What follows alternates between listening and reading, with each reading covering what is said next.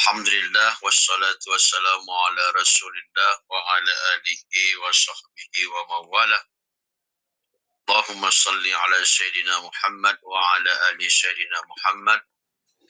Rabbi israh li sadri wa yassir li amri wahlul 'uqdatam min lisani yafqahu qawli. Mari kita mulai dengan bacakan Ummul Quran Al-Fatihah.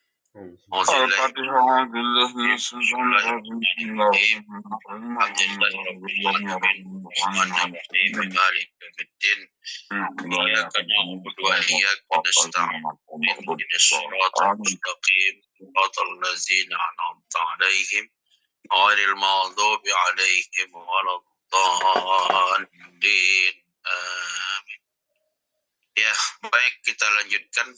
Mungkin Pak Sapri bisa dibaca. Silakan, Pak. Ya, Ustaz. Ayat-ayat Al-Quran dan hadis-hadis Rasulullah banyak yang mendorong manusia agar memilih sifat yang baik dan melarang manusia berakhlak buruk.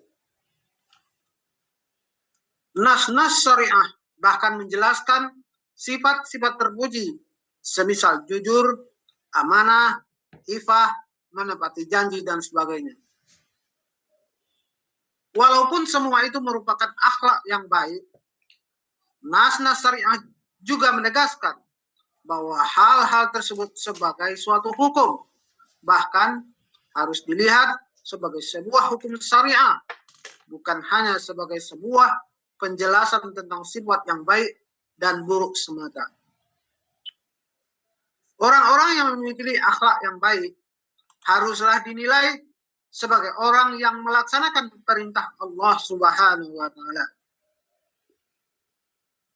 Kita tidak boleh melihat akhlak hanya sebagai sifat-sifat moral, sebab seorang Muslim telah diperintahkan untuk melaksanakan hukum-hukum syariah, walaupun hukum-hukum itu berupa akhlak. Seorang Muslim tidak diperintahkan untuk hanya memiliki sifat-sifat moral semata. Hal ini disebabkan ukuran baik dan buruk hanya dinilai berdasarkan nas-nas syariah semata. Allah Subhanahu wa Ta'ala telah memerintahkan seorang Muslim untuk memiliki sifat jujur dan melarang sifat dusta. Bukan hanya dengan alasan sifat-sifat itu patut dicontoh, tetapi karena hal itu sudah merupakan hukum syariah. Sebagai bukti penguatnya adalah bahwa Allah Subhanahu wa Ta'ala melarang seorang Muslim berbohong. Namun Allah Subhanahu wa Ta'ala membolehkan kita berbohong di medan perang. Tidak berkata jujur pada musuh. Jadi berbohong di sini merupakan sebuah hukum syariah. Allah pun memerintahkan untuk bersikap keras terhadap orang-orang kafir dan melarang seorang hakim muslim untuk merasa iba atau kasihan terhadap seorang pelaku pidana.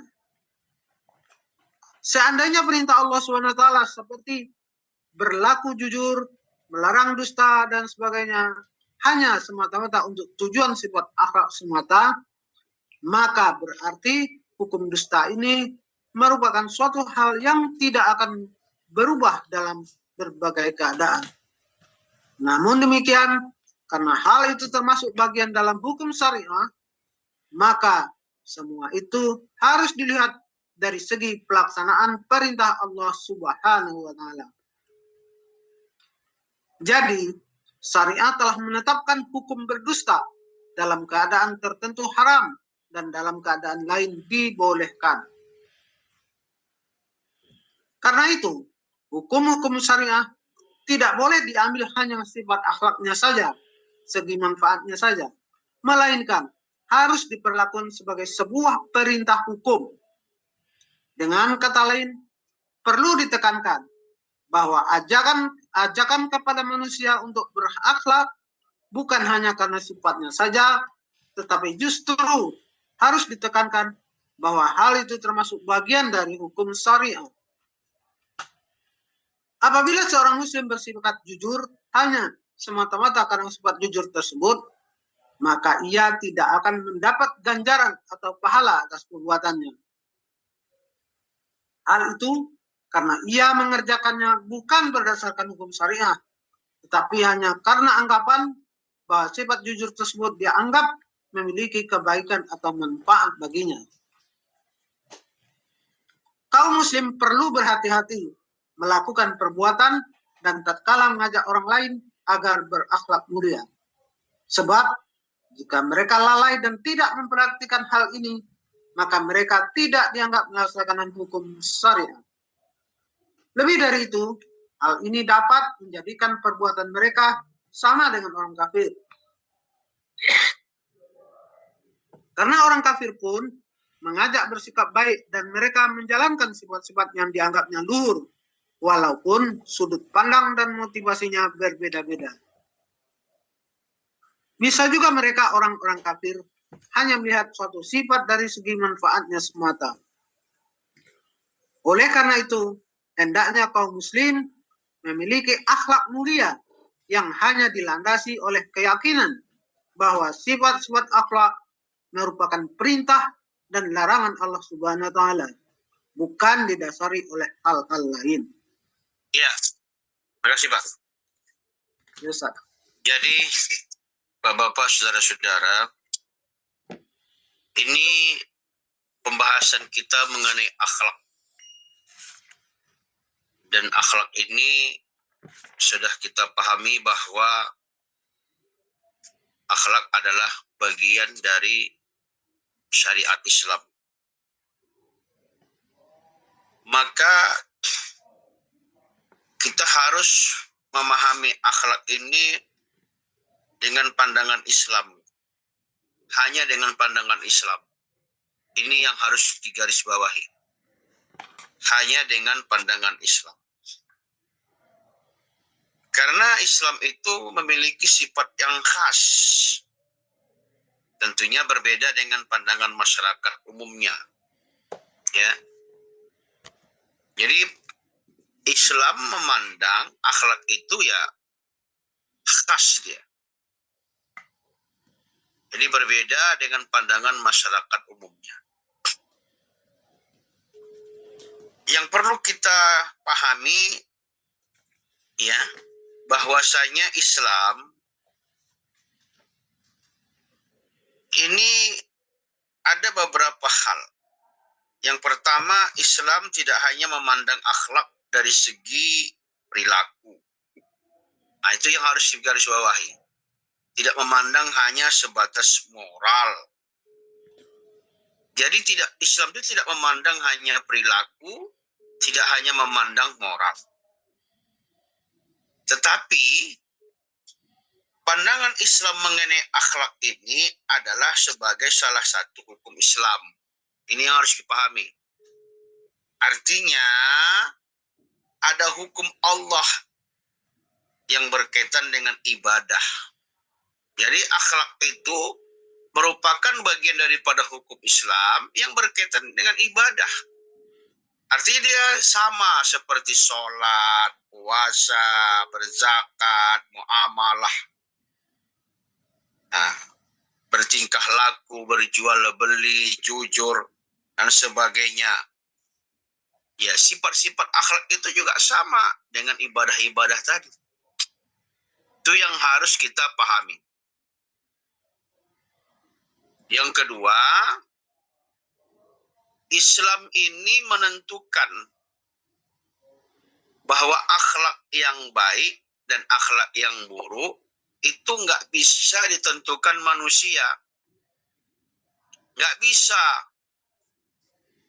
Oh, akhlak dia baik. Oh, akhlak dia buruk. Itu ditentukan oleh manusia. Bahkan mengikuti perkembangan zaman. Nggak boleh. Hari ini orang menganggap bahwa tidak berakhlak itu kalau masih berjalan di pasar itu pakai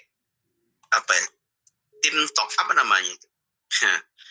Ya. Tank top. Tank top itu hanya nutup atas sama bawah. Itu yang dianggap orang hari ini nggak berakhlak. Tapi kalau ada hari ini perempuan yang berjalan pakai baju kaos, pakai celana jin, nah apa jin ya, celana jin ya, itu dianggap orang berakhlak hari ini. Padahal itu di dalam Islam juga nggak berakhlak gitu. Nah, jadi makanya nggak bisa mengikuti zaman gitu. Jadi yang menentukan akhlak baik buruk itu hanyalah Allah Subhanahu wa Ta'ala. Jadi begitu juga nggak bisa mengikuti mayoritas gitu. Oh, karena mayoritas begitu berpakaiannya, ya itu bagus. Akhirnya budaya yang dipakai itu adalah budaya orang-orang Papua. Pakai apa? Koteka apa namanya? Koteka. Ya itu akhirnya kan. Nah, itu dianggap orang berakhlak. Nah, makanya nggak bisa mengikuti zaman, ya. Oleh karena itulah, makanya akhlak itu sangat erat pengaruhnya, ya, dengan Islam, syariat Islam. Nah, jadi dia berpakaian itu harus terikat dengan syariat Islam. Nggak boleh. Jadi kalau ada istri kita berkerudung, itu bukan karena budaya, tapi itu karena perintah Allah Subhanahu wa Ta'ala. Adapun kita menutup aurat, tidak menunjukkan lutut kita, paha kita, itu bukan budaya, tapi itu adalah melaksanakan syariat Allah.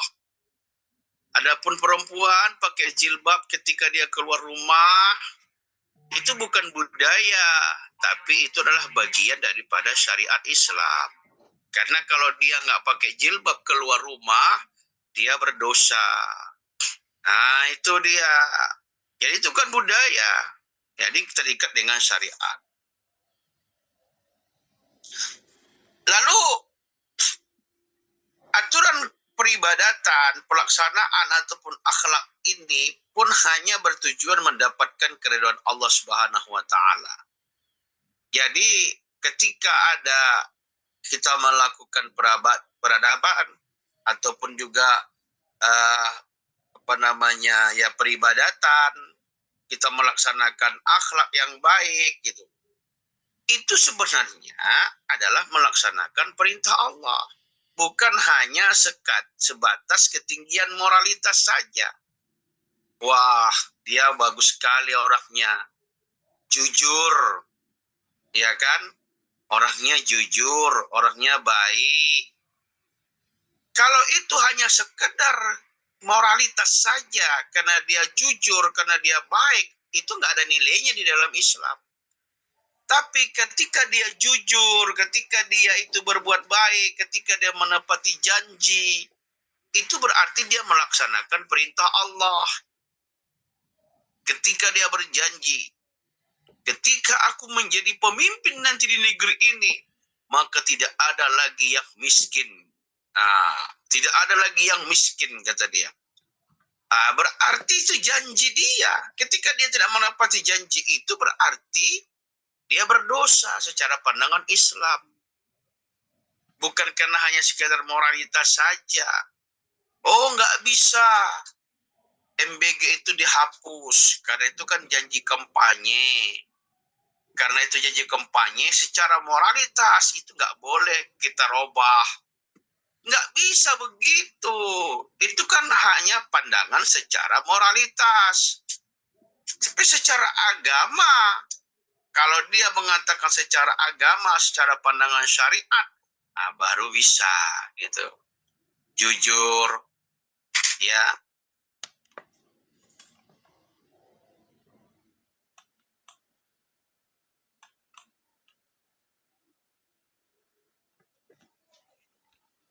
Lalu akhlak ini adalah ketentuan Allah. Maka ada kadang manusia itu menganggap akhlak itu baik. Ada kadang manusia itu menganggap itu berkemaslahatan. Padahal tapi bisa saja itu dibenci oleh Allah Subhanahu wa Ta'ala. Kan dibenci oleh Allah. Begitu juga sebaliknya. Kadang sikap itu keras kepada orang kafir. Tidak ada iba terhadap orang yang berlaku kejahatan, ya, tidak ada iba kepada orang yang berbohong dalam beberapa kondisi. Itu merupakan perintah Allah, ya, bukan karena hanya secara moralitas saja. Jadi bapak-bapak, saudara-saudara, ayat-ayat Al-Quran yang di atas tadi sudah banyak, ya. Rasulullah juga banyak mendorong manusia ini agar memiliki sifat yang baik. Ya, sifat yang baik. Rasulullah banyak menyuruh manusia ini agar bersifat yang baik.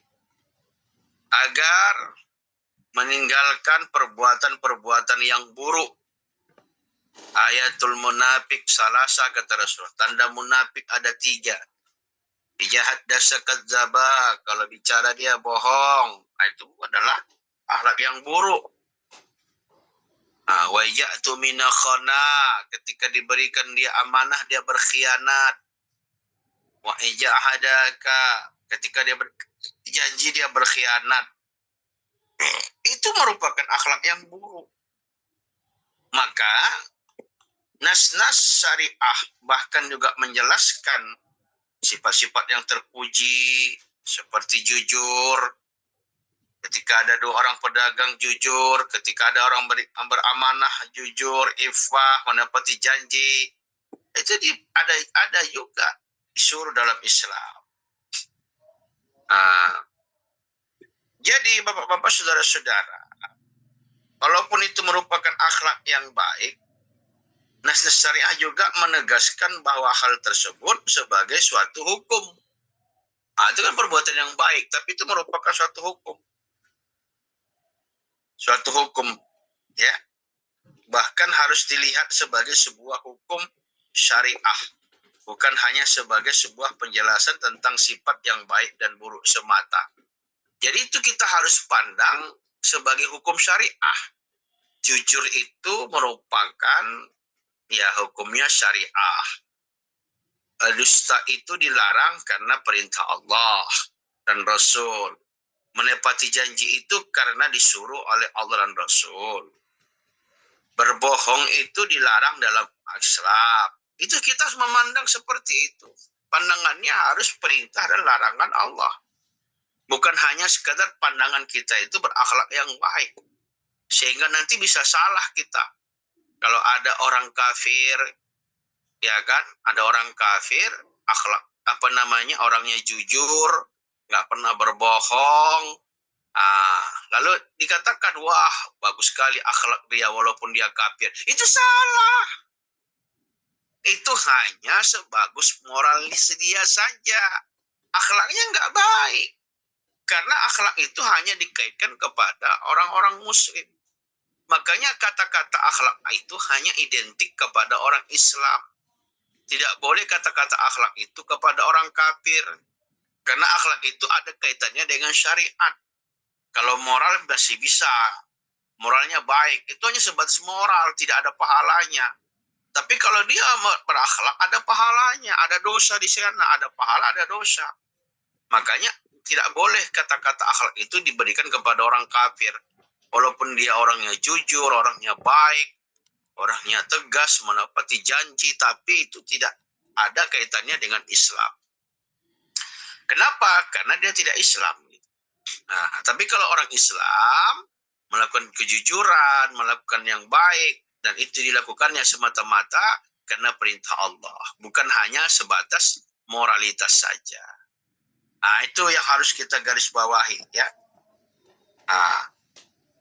Jadi orang yang memiliki akhlak itu, ya, yang baik harus dinilai orang yang melaksanakan perintah Allah, gitu. Makanya nggak boleh akhlak itu sebagai hanya moral. Sebab seorang muslim telah diperintahkan untuk melaksanakan hukum-hukum syariah.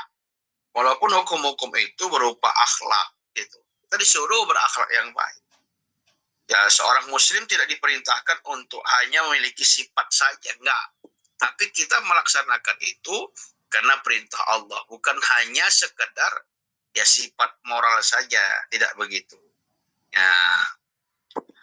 Jadi makanya hal yang seperti ini adalah ukuran baik dan buruk itu hanya berdasarkan nas syariah, bukan berdasarkan manfaat ataupun baik menurut kita, tidak, tapi berdasarkan syariah.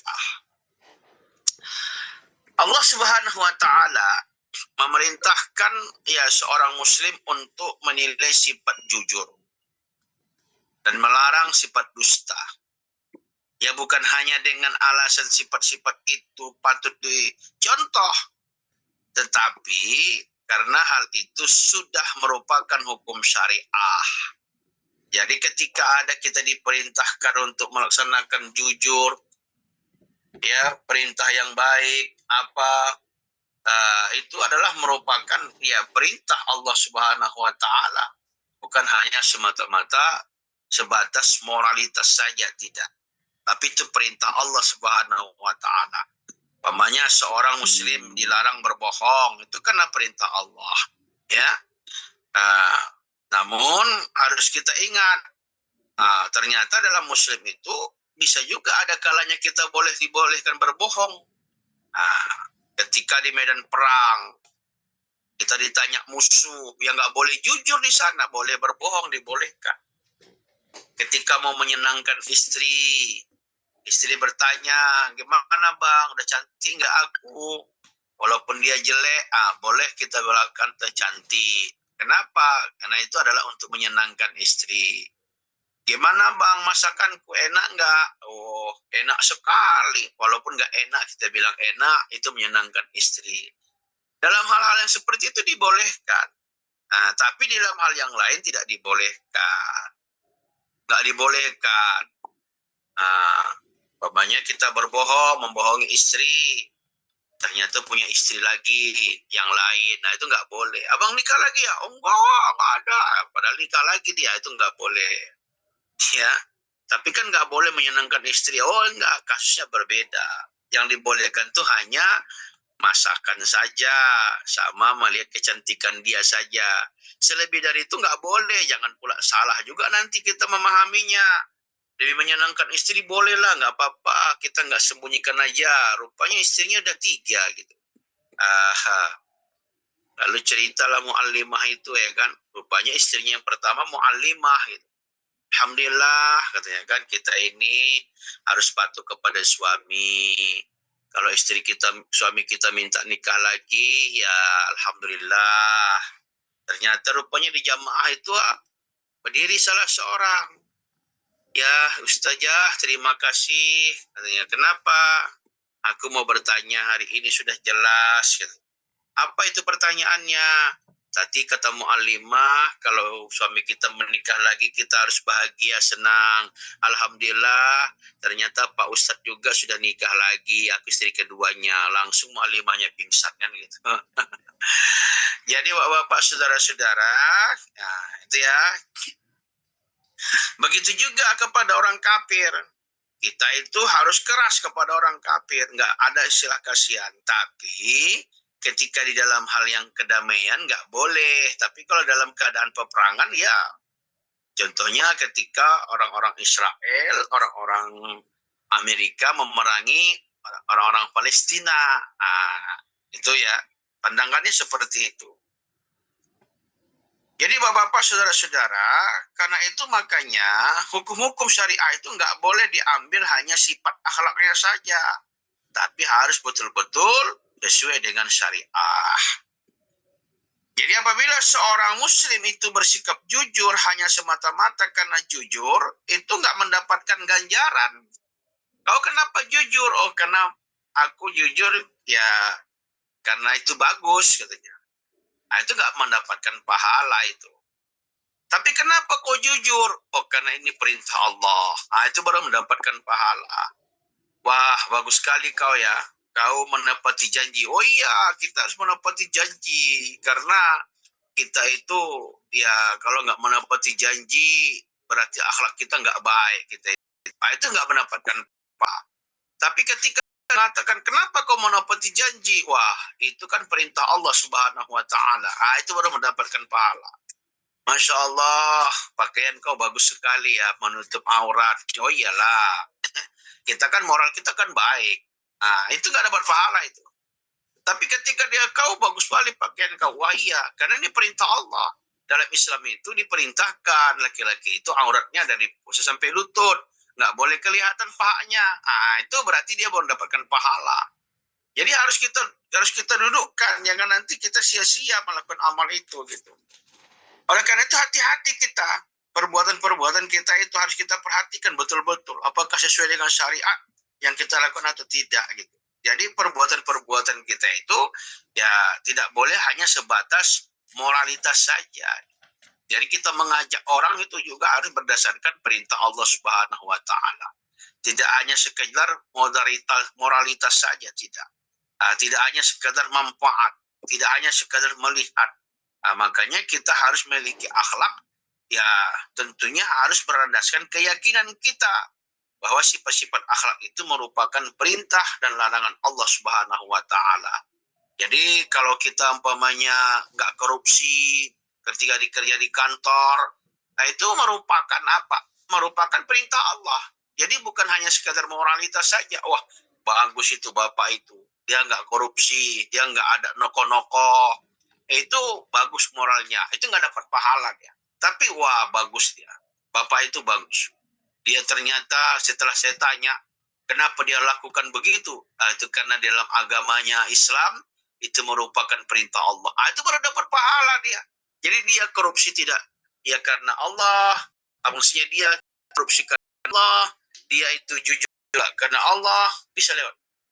Dia itu melakukan apa saja itu semuanya karena Allah. Dia makan duduk. Ya bagus sekali akhlaknya itu. Makan aja dia duduk, lihat itu. Moralnya bagus itu. Wah iya, aku memang begitu. Kita harus bermoral, katanya. Kalau hanya sebatas moral, nggak ada pahalanya dia. Tapi kenapa kau makannya duduk? Oh, karena aku itu perintah Allah dan Rasulullah. Kenapa kau minum itu duduk? Ya, karena ini adalah perintah Allah dan Rasulullah. Kenapa kau kencing itu kok jongkok? Oh ya, ini kan perintah Allah dan Rasulnya. Kenapa kau nggak berdiri? Itu dilarang oleh Allah dan Rasulnya. Begitu. Jadi semua itu harus semata-mata karena Allah Subhanahu wa taala. Kenapa kau makan pakai tangan kanan? Karena ada anjuran Rasulullah pakai tangan kanan. Begitu. Jadi setiap apa yang kita lakukan itu ada kaitannya dengan syariat. Jadi bukan hanya semata-mata moral, bukan semata-mata itu tingkah laku, tidak. Tapi ada kaitannya dengan syariah. Kenapa kau kok ramah kali, jumpa kok sering kali mengucapkan salam? Ya itu karena perintah Rasulullah. Udah gitu aja. Kenapa kok suka kali kau di hadapan orang senyum-senyum? Wah ini kan sedekah perintahnya Rasulullah. Begitu. Jadi semua yang kita lakukan itu harus ada berdasarkan perintah Allah dan Rasulnya. Bukan hanya semata-mata sifat atau moral kita. Itulah tentang bagian akhlak ini. Wallahu a'lam. Baik, Bapak, saudara-saudara, jika ada hal-hal sesuatu yang perlu kita diskusikan, dipersilahkan. Baik Pak Ustaz, alhamdulillah. Bagi Bapak yang punya buku itu halaman 167 ya, sampai 169. Silakanlah yang mau bertanya, ini masih berhubungan dengan akhlak ya. Silakan kalau ada yang mau bertanya.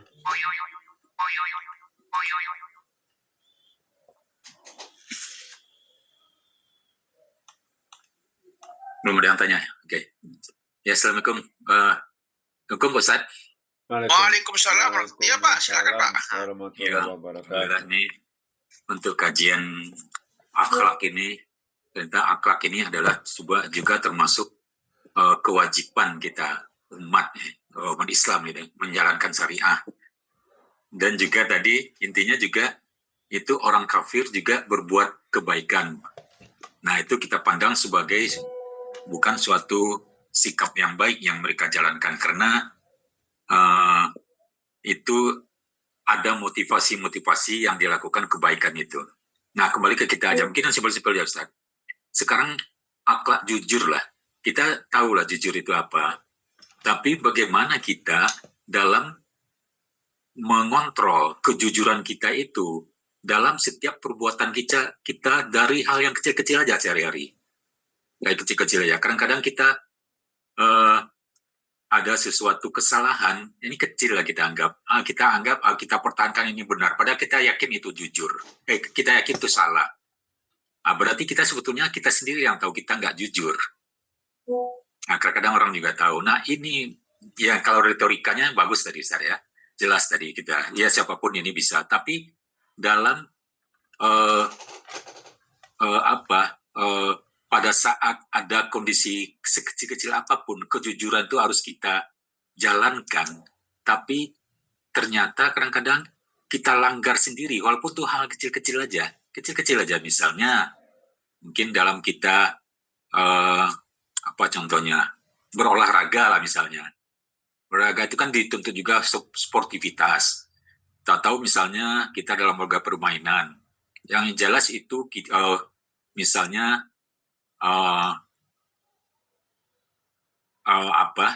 dalam itu ada bolanya misalnya masuk, kita anggap keluar itu, kita sebetulnya ada kejujuran yang tidak kita lihat dari kesana. Ini kan sebetulnya membentuk kepribadian kita, yang hal ini apakah bisa berdampak kepada kepribadian yang lebih besar terhadap hal kecil-kecil ini. Nah, dalam hal ini gimana kita bisa mengontrol kejujuran kita itu dari hal yang kecil-kecil, mengontrol dalam segi perbuatan, baik itu perbuatan yang bisanya perbuatan yang spontanitas. Ini perbuatan spontanitas ini yang susah dikontrol. Kadang-kadang kita abaikan kejujuran ini. Bagaimana kita hal ini mengontrol terus? Jangankan perbuatan-perbuatan yang jelas-jelas kejujuran itu nampak itu, yang hal kecil-kecil aja. Karena ini kita udah meyakini kejujuran ini adalah syariat Islam yang harus kita jalankan. Kalau kita tidak jalankan, ini akan adalah dosa, walaupun itu dosa kecil. Kan kita dosa kecil juga tidak bisa mengabaikan, akan menjadi ini juga. Nah, bagaimana hal ini, Ustaz? Hal ini supaya tetap bisa menjadi suatu habit atau yang hal-hal yang sudah tertanam kejujuran itu muncul di saat-saat kita berinteraksi, Ustaz. Itu, Ustaz. Iya. Jadi yang pertama berarti kita di situ butuh ilmu. Kenapa butuh ilmu? Karena ilmu itulah yang akan mengajarkan kepada kita sehingga bisa menentukan mana baik dan buruk. Jadi ilmu itu penting. Tapi ilmu syariah ya. Maka di dalam mempelajari syariat Islam itu pentingnya di situ. Jadi kalau ada orang nggak mau belajar syariat Islam, maka dia tidak akan mungkin bisa menentukan mana baik, mana buruk. Berdasarkan perintah Allah. Nggak mungkinlah dia itu bisa memutuskan mana itu perintah Allah dan Rasul, mana itu larangan Allah dan Rasul. Nggak mungkin kalau nggak belajar. Berarti yang pertama kali dia harus banyak belajar. Sehingga dia punya sikap, ini dilarang oleh Allah. Ini dibolehkan oleh Allah. Namun ternyata tidak cukup hanya ilmu.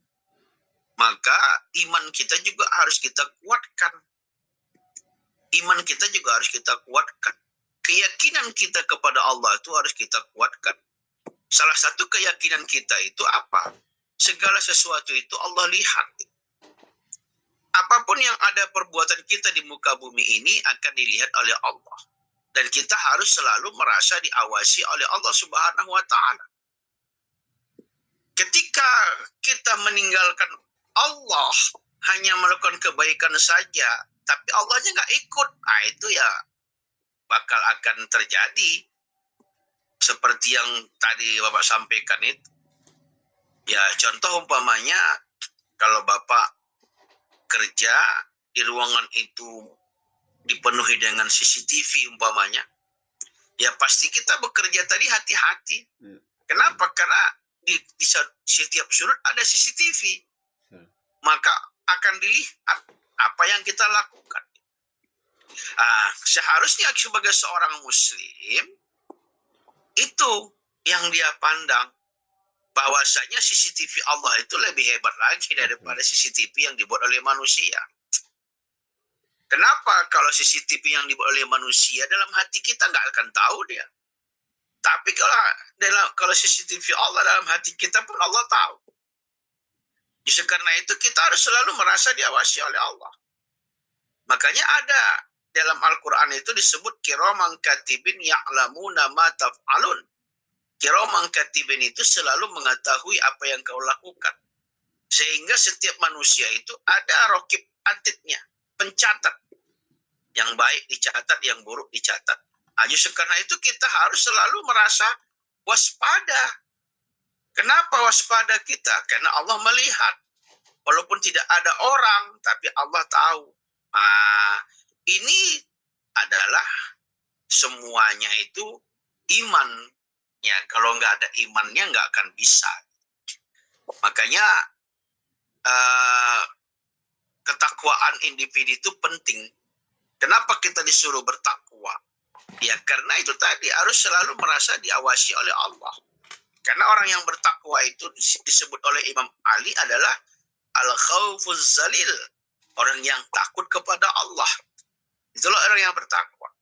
Jadi berarti agar tidak terjadi hal-hal yang tadi, kadang yang kecil apa segala macam, makanya ingat kepada Allah. Ingat kepada Allah. Oleh karena itu di dalam ilmu tarikat itu ada namanya makamnya itu makam ahadiyah. Makam ahadiyah itu dia selalu merasa diawasi oleh Allah Subhanahu wa Ta'ala.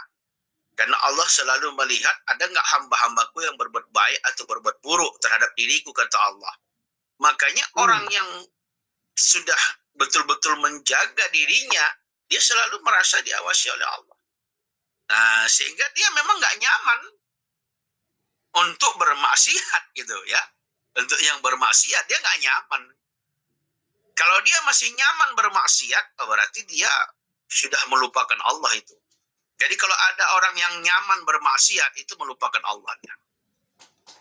Dia nyaman korupsi, dia nyaman nggak jujur, dia nyaman berbohong. Itu berarti dia merasa Allahnya hilang itu. Justru karena itu kalau kita nggak nyaman itu kan merasa diawasi terus gitu. Tadi kita di kantor diawasi dengan CCTV, kan nggak nyaman itu. Buat gini salah, buat gini nanti kita nampak pula begini, kan gitu, nggak nyaman kita gitu. Karena kalau mau kejahatan gitu. Tapi kalau kita senantiasa melakukan kebaikan sesuai dengan aturan-aturan kantor tadi, ya nggak ada masalah.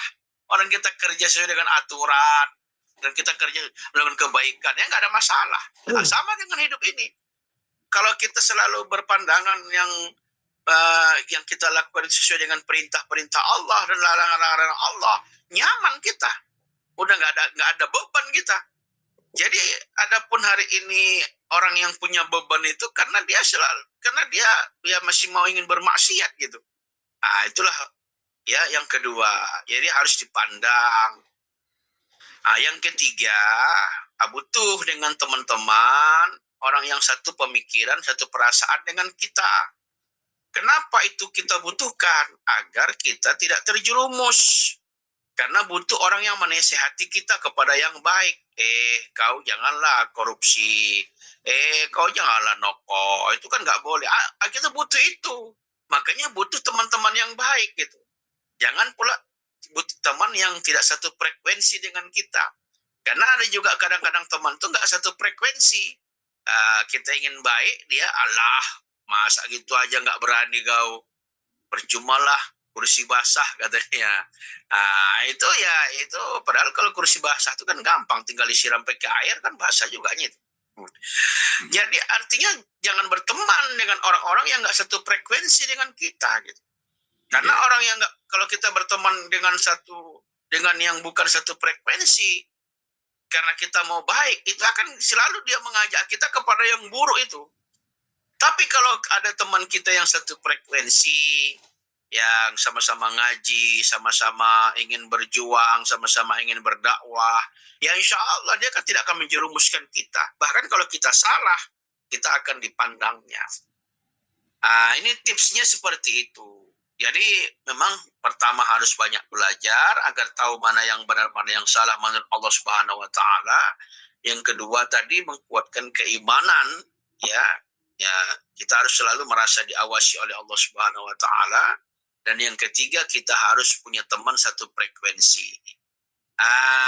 Insya Allah kalau 3 tips itu kita pegang di dalam agama, insya Allah kita akan terjaga dari hal-hal yang sifatnya itu. Makanya Imam Ali radhiyallahu anhu mengatakan begitu. Al khaufuz zalil, takutlah kepada Allah, wal amalu bit tanzil, lakukanlah perbuatan itu sesuai dengan apa yang diperintahkan oleh Allah dan Rasulnya. Wal istidadu liyaumir rahil, ingatlah apa yang kita lakukan itu persiapan kita untuk hari akhirat kita. Warridho bil qalil, bersyukurlah setiap apapun yang diberikan oleh Allah walaupun itu sedikit. Itu kata Imam Ali radhiyallahu anhu. Makanya Umar bin Khattab mengatakan orang yang bertakwa itu adalah orang yang sangat berhati-hati. Seperti di jalanan banyak kaca, lalu dia mau melintasi jalan itu, maka dia sangat berhati-hati sehingga dia tidak terinjak oleh kaca. Maka butuh yang keempat ini wara. Apa arti wara itu? Kehati-hatian. Wallahu a'lam bishawab. Itu dia Pak Jun, ya. Ya Ustaz, ya. Masya Ya, Allah, sedikit alhamdulillah. Ustaz. Artinya kalau kita pernah melihat ya orang seakidah kita itu sering ada juga melakukan kebohongan-kebohongan, ketidakjujuran. Nah, apakah kita di sini harus berhati-hati terhadap dia, walaupun ini terang? Karena dari hal-hal yang kecil-kecil aja dia mau atau melakukan ketidakjujuran. Itu yang pertama. Nah, ini kan kita harus berhati-hati juga, walaupun itu teman seakidah gitu ya. Karena kita takut mereka nanti ke orang munafik kan gitu saya. Terus yang kedua tadi terhadap bergaul dengan tadi dengan orang kafir di sini ada disebutin di sini perbuatan mereka orang kafir itu kan. Itu dia bersikap baik itu, tapi sebetulnya ada motivasi-motivasi yang dia inginkan kebaikannya. Artinya kita nggak boleh percaya begitu saja atau mengambil sikap kebaikan yang dilakukan oleh orang kafir. Nah ini kan dampaknya besar karena sekarang orang-orang kafir juga banyak jadi pemimpin-pemimpin kita gitu. Nah ini kan mau tidak mau dalam kehidupan pergaulan itu kadang-kadang menjadi anutan juga gitu Ustaz. Orang-orang kafir gitu kan. Nah ini Ustaz yang jadi waspada juga Ustaz. Yang pertama, ya makanya Rasulullah itu menyuruh kita berteman itu ya seperti kita kata Rasulullah contohkannya, ya kalau berteman dengan orang yang baik itu seperti berteman dengan orang yang tukang jual minyak wangi gitu. Walaupun kita nggak jualan, tapi insya Allah kita wangi juga gitu. Tapi kalau kita berteman dengan orang yang tukang besi, walaupun kita nggak kerjakannya, tapi kena abunya juga gitu. Itu hadisnya ada itu. Artinya kita itu ya disuruh berteman dengan orang-orang yang baik. Orang-orang yang jujur. Jadi jika kita menemukan ada orang-orang yang seperti itu, ya mungkin hanya sekadar halo-halo saja. Ya sekedar saja, tapi tidak menjadi sahabat lah. Tidak menjadi teman sahabat itu. Tapi ya sekedar halo saja. Ya jumpa salaman. Perlu waspada juga saya, waspada ya. Iya, waspada. Karena artinya Allah saja dia tipu, apalagi kita gitu kan. Jadi Allah saja dia tipu, apalagi kita gitu. Sedangkan Allah dia tipu, apalagi kita gitu. Itu yang pertama. Cuman bukan berarti memutuskan hubungan silaturahmi kepada dia, tidak. Tetap menjaga ya sekedar jumpa, salaman, teguran, udah. Tapi tidak menjadi sahabat, ya menjadi satu pekerjaan. Udah tahu kita orang yang gak jujur, lalu kita temani juga gitu. Kan bahaya itu. Udah tahu pernah masuk penjara, pernah korupsi, diangkat juga jadi menteri. Ya hancur kan gitu. Nah ini kan kacau itu. Kacau.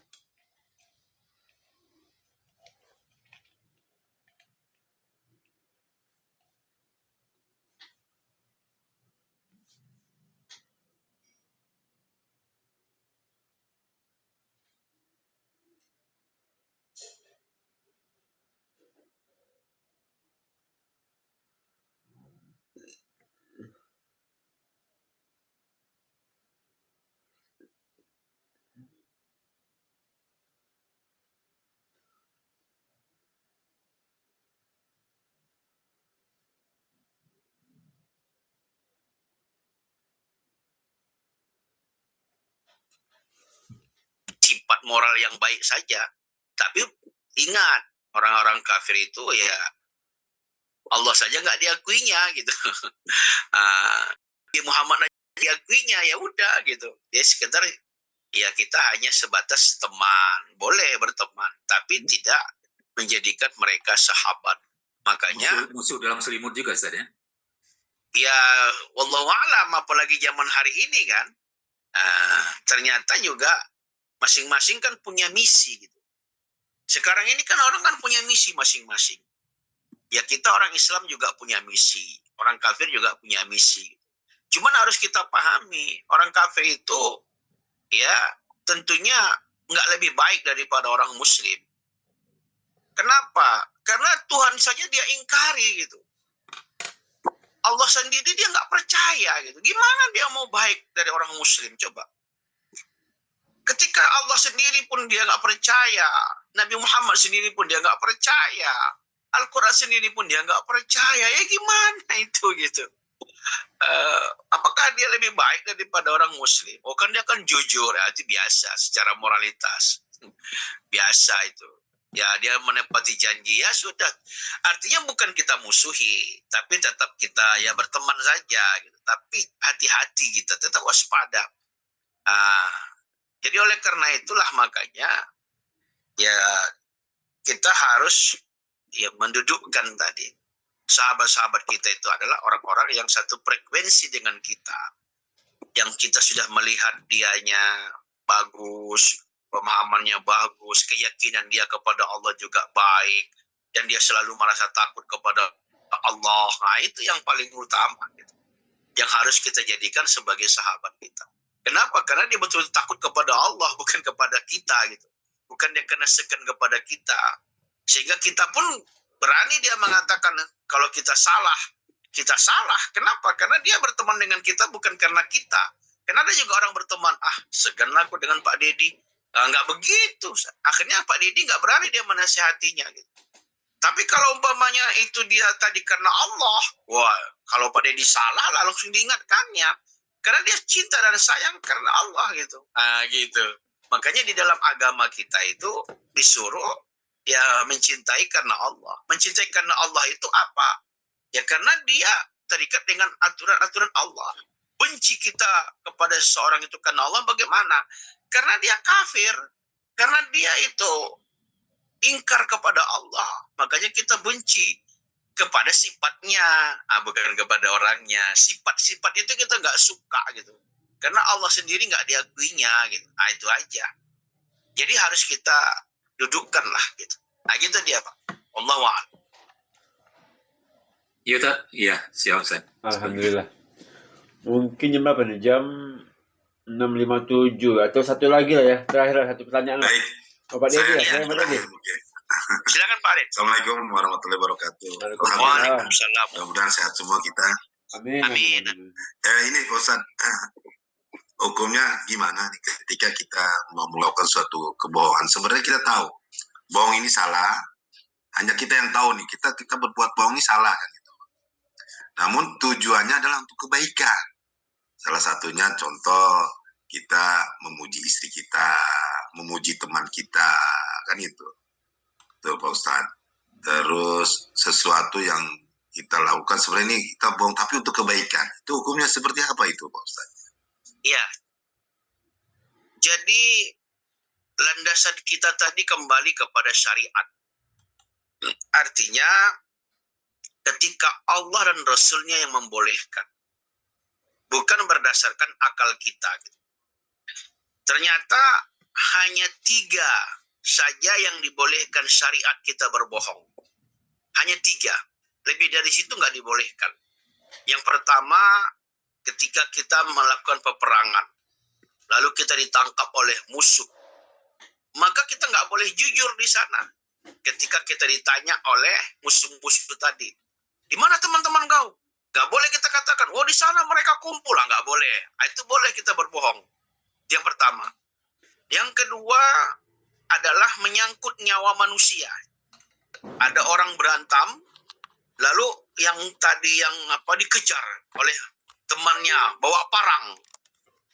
Lalu ketika orang itu lewat pas di hadapan kita, sembunyi mungkin kita tahu persembunyiannya. Lalu datang tadi orang yang bawa parang tadi. Kau nampak nggak si Polan? Mau ngapain kau? Mau kubunuh dia? Oh, itu boleh kita berbohong. Kenapa? Karena itu menyangkut nyawa dia. Gitu. Nah, itu boleh. Nah, yang ketiga, yang dibolehkan kita berbohong itu adalah kepada istri. Tapi itu pun hanya menyangkut bagian makanan dan pakaian dia saja. Selebih dari itu nggak boleh gitu. Hanya makanannya, walaupun makanannya tadi nggak enak, kita bilang enak, itu boleh.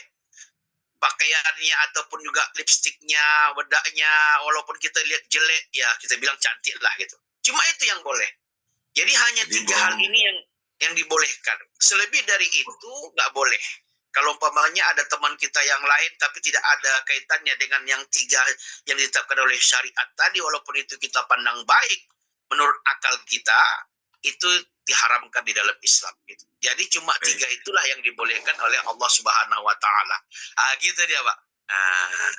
Itu Pak ya. Jelas-jelas Pak. Jadi walaupun tujuannya untuk kebaikan, kalau diawali atau dilandasi dengan kebohongan, selain tiga tadi ya Pak Ustaz, itu haram hukumnya Pak Ustaz ya. Haram hukumnya. Haram hukumnya, iya. Jadi maling budiman itu haram Ustaz, maling budimannya.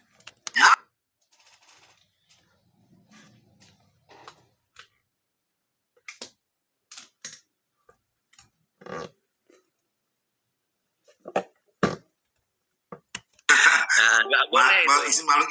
Maling rumah orang kafir untuk sedekah itu nggak boleh. Nggak boleh itu, nggak boleh. Maling rumah orang kafir nggak boleh. Ya, aku kan korupsi karena Allah bantu orang lain, gitu ya. Nggak boleh. Iya, akhirnya tinggal emas 74 kilo nggak ada yang mengakuinya. Kita akui nggak boleh juga itu. Astagfirullah. 78 kilo ya kan. Ada yang ngantarkan ke rumah gitu. Iya. Ya, baik, itu aja Pak. Ya, baik, silakan Bang Fakar, gimana? Cukup? Ya, cukup Ustaz. Insyaallah nanti kita sambung lagi Rabu depan. Kita cukupkan, insyaallah nanti kita lanjutkan lagi beberapa contoh akhlak yang mulia ya. Harapannya kepada kita semua, ya teruslah belajar. Amin. Agar kita tahu mana yang dibolehkan oleh Allah dan Rasulnya dan mana yang dilarang oleh Allah dan Rasulnya. Dan ini sangat penting sekali. Karena tidak boleh melakukan sesuatu itu berdasarkan akal kita.